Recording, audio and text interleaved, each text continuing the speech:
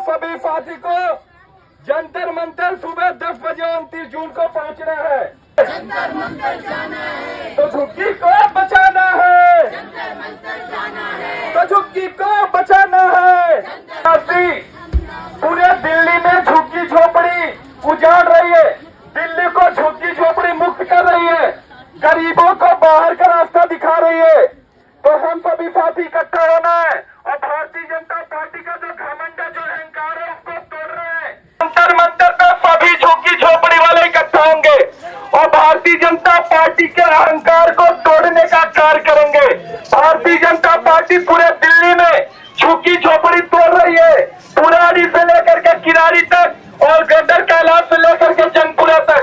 हम सभी साथी को जंतर मंतर पे 29 जून को सुबह 10 बजे पहुंचना है और भारतीय जनता पार्टी के अहंकार को चकनाचूर करना है। 10 बजे जंतर मंतर पहुंच करके भारतीय जनता पार्टी के अहंकार को चकनाचूर करना है और इनको दिखा देना हमारे अंदर कितनी ताकत है। तो झुग्गी झोपड़ी एकता जिंदाबाद, जिंदाबाद जिंदाबाद, झुग्गी झोपड़ी एकता जिंदाबाद, जिंदाबाद जिंदाबाद। जंतर मंतर जाना है, गरीब एकता जिंदाबाद, जिंदाबाद जिंदाबाद, गरीब एकता जिंदाबाद, जिंदाबाद जिंदाबाद, हमारी एकता जिंदाबाद, जिंदाबाद जिंदाबाद। भी तोड़ देंगे।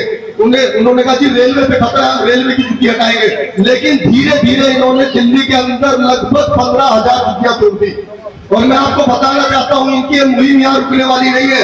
ये किसी न किसी बहाने से दिल्ली की जो पूर्वांचल शक्ति है, ये पूरे दिल्ली से पूर्वांचल को भगाना चाहते हैं। जब अरविंद केजरीवाल जी ने आंदोलन शुरू किया तो ये लड़ाई उन्होंने राजनीति में जल्दी शुरू कर दो वो दिल्ली की जनता को जल्दी शुरू कर दो प्रोग्राम। ये लड़ाई न हिंदू मुसलमान की है, न किसी जात पात की है। ये जो लड़ाई है, ये अमीर और गरीब की लड़ाई है, वो हमारे लिए लड़ते रहे। आप अच्छी तरीके से जानते हैं, मैं आपकी जानकारी को ताजा कर देता हूँ। जल्दी शुरू कराओ प्रोग्राम। जाएगी, हम अपने प्लाट में चले जाएंगे। तो लेकिन मैं आपको बता दूं, दिल्ली के अंदर लड़ने का वक्त नहीं है। ये क्या आंदोलन शुरू हो रहा है पूरे दिल्ली के अंदर। आज हमारे जो लीडर है वो जगह जगह जाकर को लोगों तक पहुंचा रहे हैं कि हमें किस तरीके से अर्जुन भाई का हाथ मजबूत करना है। तो मैं सबसे पहले चाहूंगा कि हमारे दिल्ली प्रदेश के अध्यक्ष हमारे बीच में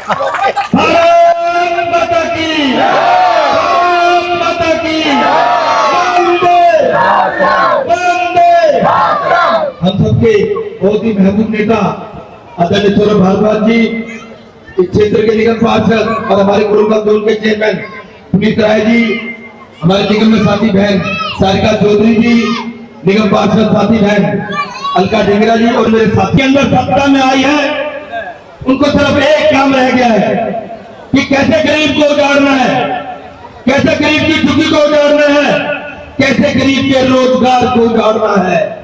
आपकी इस लड़ाई के अंदर एक पार्टी इस समय खड़ी है, आम आदमी पार्टी। आपकी लड़ाई के लिए अरविंद केजरीवाल जी के नेतृत्व में एक आदमी दिल्ली में लड़ाई लड़ रहा है, सौरभ भारद्वाज। आज ये लड़ाई आपकी लड़ाई है, लेकिन सौरभ भारद्वाज जी ने अपनी लड़ाई बना लिया है। ये दिल्ली के अंदर घूम घूम कर बचाने के लिए भाग रहे हैं, बचाने के लिए दौड़ रहे हैं। मैं आपके बीच में ज्यादा समय नहीं लेना चाहता, सिर्फ एक बात कहना चाहता हूं, एक नारा लगा के जवाब देंगे, झुग्गी को बचाना है, जंतर मंतर जाना है, झुग्गी को बचाना है, बोलो झुग्गी को बचाना है, झुग्गी को बचाना है, झुग्गी को बचाना है। उसके विरुद्ध हम आवाज उठाने के लिए एकत्र हुए हैं। आज हम आपके सहयोग के लिए आपके साथ खड़े हुए हैं। 29 तारीख को आप लोगों ने हमारे साथ खड़ा होना है और सबको दिखाना है कि हम सब एक हैं और हम झुग्गी झोपड़ी नहीं टूटने देंगे। जब उन्होंने प्रॉमिस किया था कि झुग्गी झोपड़ी टूटेगी तो पहले मकान देंगे, पर उन्होंने अपना वादा पूरा नहीं किया है। तो एक बार पूरे जवाहर कैंप की तरफ से धन्यवाद। और हमारे सुख के साथी मैं चाहूंगा कि हमारे बीच में पुनीत जी अपने शब्द रखे और इनकी हर लड़ाई में और दिल्ली सरकार की लड़ाई में हम सब भागी। साथ तो है, नहीं होंगे, हाथ पकड़ के रखो। एक बार पुनीत भाई, पुनीत भाई, आप लोगों को मैं ये याद दिलाना चाहता हूँ कि जब से भाजपा की सरकार यूपी प्रदेश में आई, आप देख सकते हैं वो आते ही झुग्गी झोपड़ी के पीछे पड़ गई। अब पहले हमारी जो मुख्यमंत्री है उन्होंने ये कहा कि एक भी झुग्गी नहीं तोड़ी जाएगी, उनके बयान के तुरंत बाद कितनी हजारों झुग्गियां तोड़ी गई हैं, ये सबको पता है। और अब पूरी दिल्ली की बारी है, आप मंजे हुए हो, ये वक्त इकट्ठा होने का है, ये वक्त दिल्ली सरकार को, बीजेपी को ये दिखाने का है कि हम सब इकट्ठे हैं। और ये आप तभी निकाल सकते हैं जब 29 जून को अंत रहेगा पहले नेता। मैं अब अपने सीनियर नेता को कहूंगा कि आए, सौरभ भाई आए और दो शब्द बोले और वो मेरे से बहुत बेहतर आपको झुग्गियों के बारे में समझा सकते हैं। धन्यवाद। जय। क्या आप तीनों आए?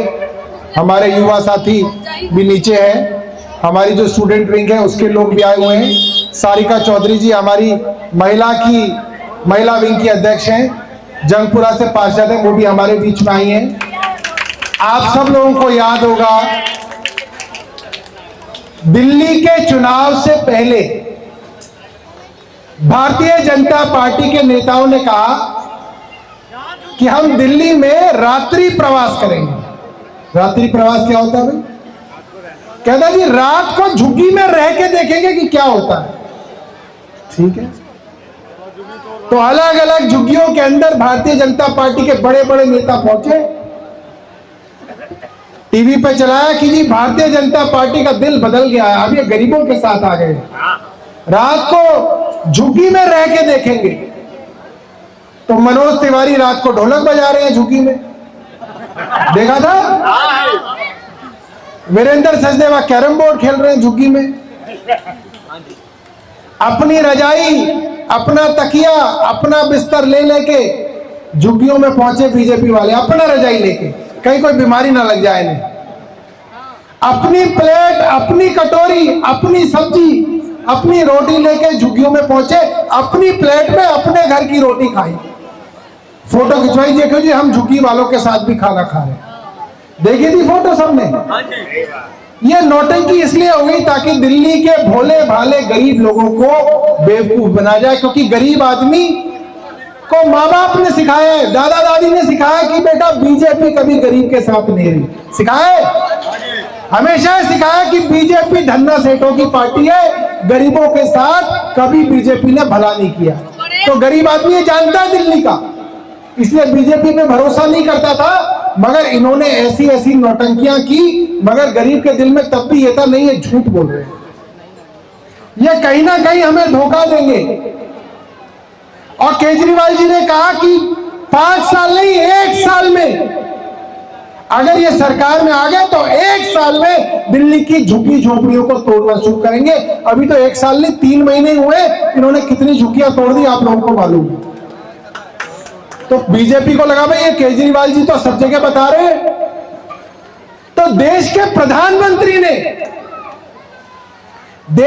प्रधानमंत्री नरेंद्र मोदी जी ने दिल्ली के गरीब लोगों को कहा, आप सोचो देश का सबसे ताकतवर आदमी, देश का प्रधानमंत्री देश के सबसे गरीब और कमजोर आदमी को गारंटी दे रहा है और बोल रहा है भाइयों बहनों जहां झुग्गी वहां मकान।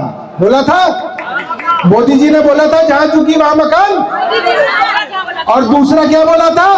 बेघरों को घर देंगे, बेघर को घर देंगे और जिसकी झुग्गी है उसको मकान देंगे। तो जिसकी झुग्गी है उसको भी मकान देना था और जिसके पास कुछ नहीं था उसको भी घर देना था, ये वादा था।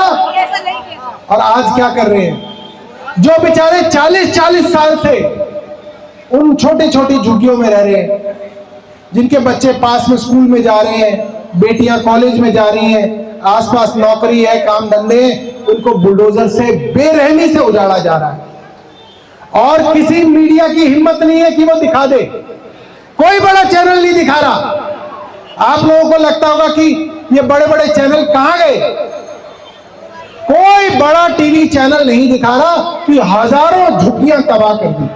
छोटे छोटे यूट्यूब चैनल दिखा रहे हैं, व्हाट्सएप पे वीडियो घूम रहे हैं, तो हमको पता चल रहा है ना बड़े अखबार छाप रहे हैं ना बड़ा कोई चैनल दिखा रहा है, क्योंकि ये सारे के सारे चैनल और अखबार भारतीय जनता पार्टी की जेब में। ये चाहते हैं कि गरीब को पता ही ना चले, इतनी झुग्गियां ढहा दो कि जब तक गरीब को पता चलेगा तब तक सब कुछ साफ हो जाएगा।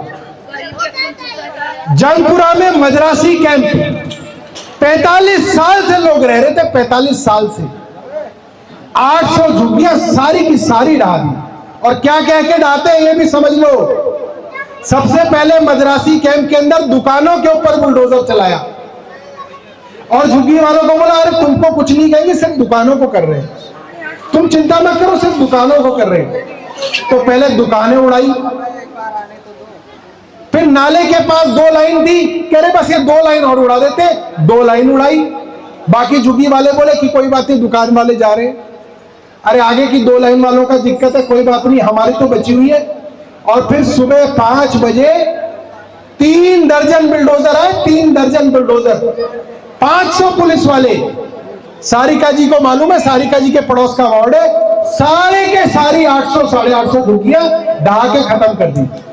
850 झुग्गियां पहले ढहाते थे तो कहते थे ये तो रोहिंग्या है, ये तो बांग्लादेशी है, ऐसे कहकर बेवकूफ बनाते थे।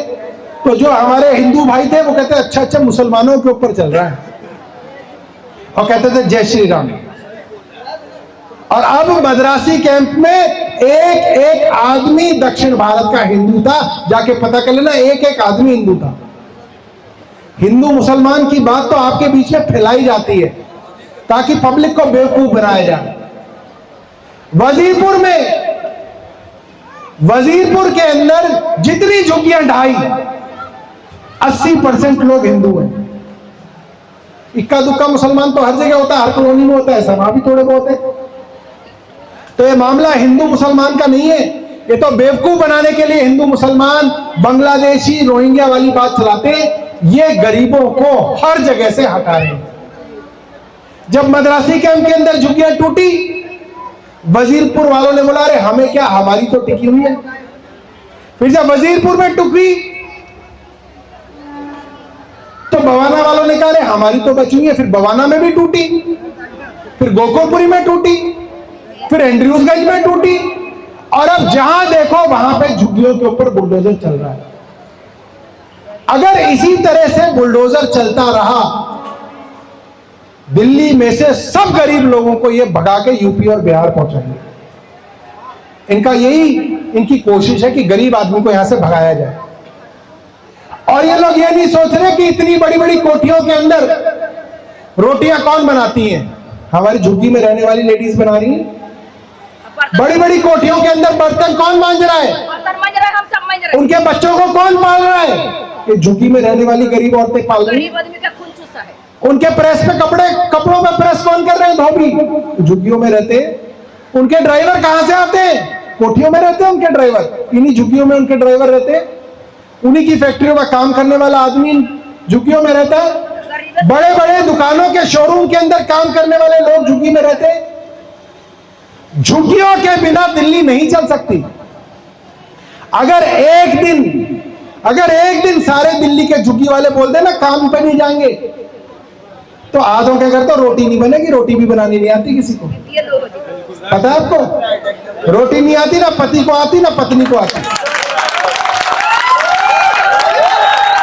और कोई बीजेपी वाला ये ना सोच ले कि रोटी बनाने वाली नहीं आएगी तो जोमेटो से मंगवा लेंगे। जोमेटो की गाड़ी चलाने वाले भी झुग्गी में ही रहते हैं, भूखे मर जाएंगे एक दिन के अंदर। स्विगी, जोमेटो, ब्लिंकिट, जितने बच्चे आज ये स्कूटर चलाते हैं और 5 मिनट में 8 मिनट में इनके घर में पिज्जा पहुंचाते हैं, वो भी ये गरीब के बच्चे हैं जो इन झुग्गियों के अंदर रहते हैं नहीं रहते। तो अगर गरीब आदमी एक दिन ठान लेगा तो पूरी की पूरी दिल्ली ठप हो जाएगी। ये गरीब आदमी को अपनी जो है ताकत समझनी पड़ेगी। ये वाली आंटी जी आ जाओ यहाँ पे, क्या नाम है आपका, आ जाओ, आपको नेता बना देते हैं। क्या नाम है आपका, कहाँ से हो आप, बिहार शरीफ की सरोदे देवी, सरोज देवी। ये मुझे कह रही थी कि एक लकड़ी तो तोड़ देते गट्ठा नहीं टूटता। ये इन्होंने बहुत बड़ी बात बोली है। तो बीजेपी एक एक करके लकड़ी तोड़ रही है, क्योंकि उनको पता अगर एक हो गए तो गट्ठा नहीं टूटेगा। तो सबसे पहले तो हमको एक होना है। कोई ये नहीं सोचना ये बड़ी जाति का है, ये छोटी जाति का, ये है, ये वो है। सबको एक होना है। हिंदू हो, मुसलमान हो, बंगाली हो, मद्रासी हो, बिहार से हो, यूपी से हो, राजस्थान से हो, हरियाणा से हो, सबको एक होना है। क्योंकि सबसे पहले हम सब लोग गरीब हैं, बात की बात है। और बुलडोजर जब चलता है तो ये नहीं देखता है कौन जात का है और कौन धर्म का है, सबका बुलडोजर चलता है। तो सबको एक होना है और एक होकर अपनी आवाज को उठाना है। अगर हम लोग एक हो गए तो बड़ी बड़ी सरकारों को पीछे हटना पड़ता है। बीजेपी क्या बड़ी चीज है, हटना पड़ता नहीं हटना पड़ता। किसानों के खिलाफ 3 कानून इन्होंने संसद में पास कर दिए थे, 3 काले कानून, और किसानों ने कहा कि हम इन कानूनों को नहीं मानेंगे और उसके खिलाफ उन्होंने धरना देना शुरू किया। दिल्ली में आ रहे थे, पुलिस ने उनको बॉर्डर पर रोक दिया। गर्मियां आई, किसान वहीं डटे रहे। बरसात आई, किसान वहीं पर डटे रहे। बिस्तर भीग गए, कपड़े भीग गए, खाना भीग गया, सब भीग गया, किसान बैठे रहे। मीडिया ने नहीं दिखाया किसानों को, मगर किसान डटे रहे। सर्दियां आई, जब आपको अपने घर में भी ठंड लगती है तब वो लोग बाहर हाईवे पे सोए, पूरी पूरी सर्दियां सोए। जनवरी में बारिश आई, सर्दियों में बारिश आई, सारे टेंट फिर भीग गए, मगर किसान हटे नहीं, किसान डटे रहे। और किसान ऐसे डटे कि अंत में भारतीय जनता पार्टी की सरकार को हार माननी पड़ी, 3 कानून वापस लेने पड़े। तो ऐसे ही हम लोगों को एक होना है। और सरकारें गरीब आदमी बनाता है, अमीर आदमी नहीं बनाता। गरीब आदमी सरकार बनाता है और गरीब आदमी सरकार गिराता है। अभी हमारे पास कोई चुनाव नहीं है, अब हमारे चुनाव 4.5 साल दूर हैं। बिहार में चुनाव है, वो वाले भाई साहब बता रहे हैं बिहार में चुनाव है, तो बिहार में भी भारतीय जनता पार्टी को बताना है कि अगर आप यहां से बिहार के भाइयों को निकालोगे तो बिहार के लोग भारतीय जनता पार्टी को बिहार से निकाल देंगे। ये बात हमें बतानी है बिहार में। फोन करके बताना है अपने गांव के अंदर कि अगर हमारे बिहार के भाइयों को ये बिहार से निकालेंगे तो भारतीय जनता पार्टी को बिहार में हम वोट नहीं देंगे। ये बात भी वहां तक जानी चाहिए। अभी यहां पे कोई चुनाव नहीं है, हम लोगों का चुनाव अभी 4.5 साल दूर है, मगर हम लोग आपके साथ आपकी लड़ाई लड़ने के लिए तैयार हैं। इसलिए हम लोग हर रोज दिन में 3 से 4 जगह जाते हैं। सुबह हरिनगर की झुग्गियों में गए थे, दोपहर में कालका जी की झुग्गियों में गए थे, अब हम यहाँ पे मोती नगर में आए हैं, थोड़ी देर बाद मादीपुर की झुग्गियों में जाएंगे। और सब जगह जाके हम ये कह रहे हैं कि 29 जून को यानी कि अगले रविवार को सुबह 10 बजे हम सबको, पूरे परिवार को जंतर मंतर पर जाके अपनी आवाज उठानी है। ठीक है, अपनी आवाज उठाएंगे, अपनी शक्ति दिखाएंगे तो भारतीय जनता पार्टी को पता चलेगा अब गरीब एक हो रहा है। और अगर ये पता चल गया कि सारा गरीब एक हो रहा है तो आपकी झुग्गियां बच जाएंगी, वरना एक एक करके ये सारी झुग्गियां उजाड़ देंगे। और ये मत सोचना कि भैया ये आम आदमी पार्टी वाले बस लगाएंगे तो ही जाएंगे, ऐसा मत सोचो। ये सोचो कि अगर बस लग गई, 3 हमारे पार्षद बैठे, मैं इनको रिक्वेस्ट करूंगा कि भाई 1-1, 2-2 बस लगा देना। मगर अगर बस ना लगी तो ये ना सोचे कि अरे बस तो लगाई नहीं। ये सोचो कि अगर बस नहीं लगी तो बाइक से जाएंगे, अपने स्कूटर से जाएंगे, ऑटो से जाएंगे, बस में टिकट लेके जाएंगे, मेट्रो से जाएंगे, रिक्शे से जाएंगे, कुछ नहीं मिलेगा तो पैदल जाएंगे, मगर जंतर मंतर जाएंगे। ये सोचना है, क्योंकि ये हमारी अपनी लड़ाई है, हमारी अपनी लड़ाई है। इस लड़ाई को हमें खुद लड़ना पड़ेगा। ये ना सोचे कि कोई और लड़ेगा, आप नहीं लड़ोगे। तो मैं आपको बता रहा हूं, आप उन झुग्गी झोपड़ी में जाके देखो, सिर्फ कहने की बात है कि मकान दिए, 1000 लोगों को उजाड़ा है, 100 लोगों को फ्लैट दिया है, और 16वीं मंजिल पे फ्लैट है और लिफ्ट चलती नहीं है। बताओ 16वीं मंजिल पे कैसे जाएगा आदमी बिना लिफ्ट के? पीने के लिए पानी नहीं है, सफाई करने की कोई योजना नहीं है, नीचे इतना कूड़ा इकट्ठा हो रहा है, सीवर बह रहे हैं। सिर्फ नाम के लिए कुछ फ्लैट बना के रखे गए ताकि अगर कोई बड़ी बड़ी बातें हो, टीवी में कहना हो तो कहे जी हम तो फ्लैट दे रहे हैं। अगर इतने अच्छे फ्लैट है तो वहां रेखा गुप्ता क्यों नहीं जाके रह लेती? वही रह ले उसी एक फ्लैट में, इतने अच्छे फ्लैट है तो क्यों जी? अगर आपके विधायक जी आए और आपको बोले कि बहुत बढ़िया फ्लैट दे रहे हैं, तो कहना हरी जी आप ही रह लो ना एक फ्लैट में, एक में आप रह लो फिर हम भी आ जाएंगे।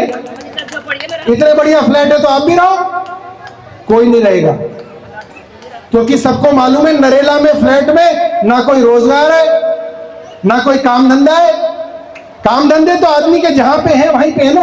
यहाँ पे पड़ोस में लेडीज जो है कोठियों में काम करती हैं, आसपास की फैक्ट्रियों में लोग काम करते हैं, कोठियों के अंदर ड्राइवर का काम करते हैं, आसपास सबके काम है। इसीलिए ये योजना थी जहां झुग्गी वहां मकान, यानी कि आप पहले मकान बनाओ, हमें मकान दो और झुग्गियां तोड़ दो। किसको रहना है झुग्गियों के अंदर?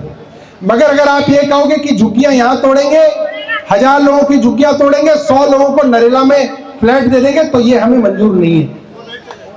और जो कहे कि फ्लैट बहुत बढ़िया, उसके साथ एक बार घूम के आना, वहां पे फ्लैट में नर्क है, नर्क। ना कोई आने जाने की सुविधा, ना कोई पानी की सुविधा, ना कोई बिजली की सुविधा।